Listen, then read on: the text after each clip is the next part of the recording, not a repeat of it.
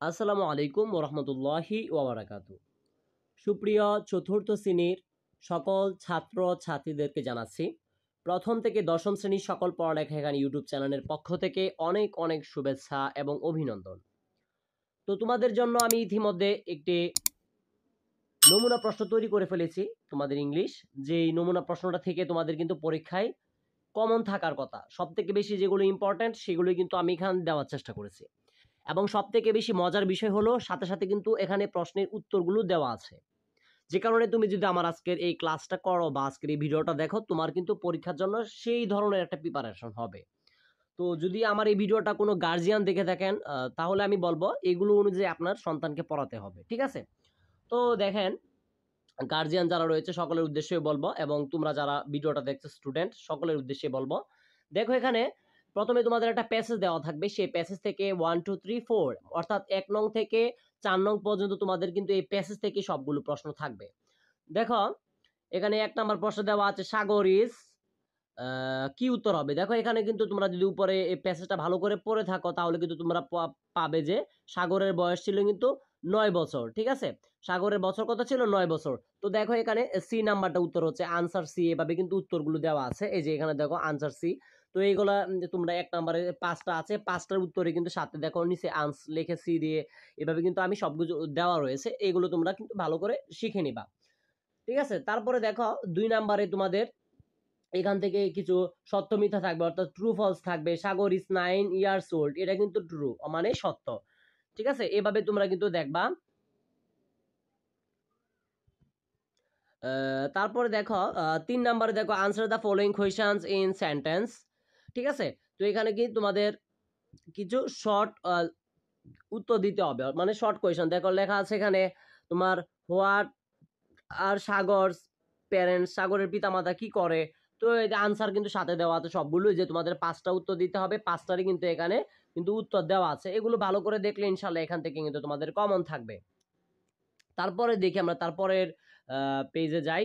তারপরে দেখো এখানে তোমাদের 4 নম্বর যেটা থাকবে, write a short paragraph about Sagar and his family, ঠিক আছে? Answer the following questions in you're the paragraph.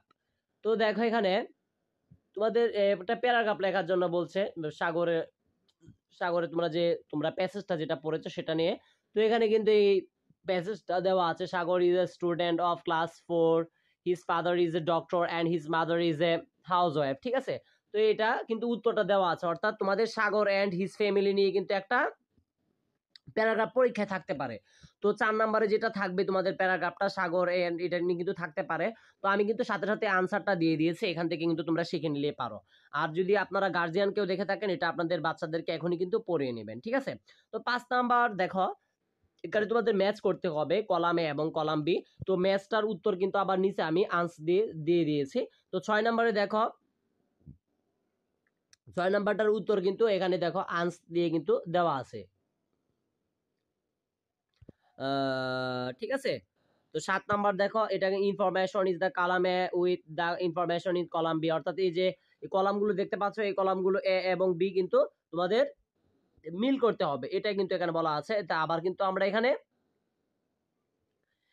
দেখো আনসারগুলো সবগুলো দেওয়া আছে, অর্থাৎ প্রত্যেকটারে কিন্তু আমি সুন্দর করে এখানে আনসার সাজিয়েছি, যাতে তোমরা প্রশ্নটার সাথে সাথে যাতে তোমাদের কষ্ট করে খুঁজতে না হয়, এখান থেকে যাতে শিখে নিতে পারো। এটা কিন্তু একটা বিশাল তোমাদের জন্য কিন্তু পাওয়া। আমার খুব কষ্ট হয়েছে এই কাজটা করতে। তো তারপর দেখো 8 নাম্বার, তোমাদের write the questions words from the box to complete the question sentence. তো তোমাদের এখানে মূলত শূন্যস্থান পূরণ করতে হবে, যে উপরে যে তোমাদের এখানে দেওয়া আছে শব্দগুলো, এই শব্দগুলো থেকে তোমাদের কিন্তু এই 8 নং এর মধ্যে, অর্থাৎ 8 নাম্বার যে প্রশ্ন থাকবে, 8 নাম্বার প্রশ্নগুলোর উত্তর কিন্তু তোমাদের দিতে হবে। 9 নাম্বারে দেখো, 9 নাম্বারে থাকবে তোমার following sentence with the correct from the verb. তোমাদের এখানে যে ভার্বগুলো থাকে দেখি ওইদিকে আছে, এগুলো দেখা হয় যে প্রত্যেকটা কিন্তু এখানে যে 9 নং রয়েছে, 9 নং এর কিন্তু প্রত্যেকটা দেখো এখানে কিন্তু উত্তর কিন্তু তোমার দেওয়া আছে, ঠিক আছে? তারপরে দেখো, এই দেখো যেমন তোমাদেরকে যদি একটু বোঝায়, দেখো এই যে ই নাম্বারটা দেখো, ই কিন্তু আমি আগে বলেছি প্রত্যেকটা উত্তর দেওয়া আছে, একটু দেখো।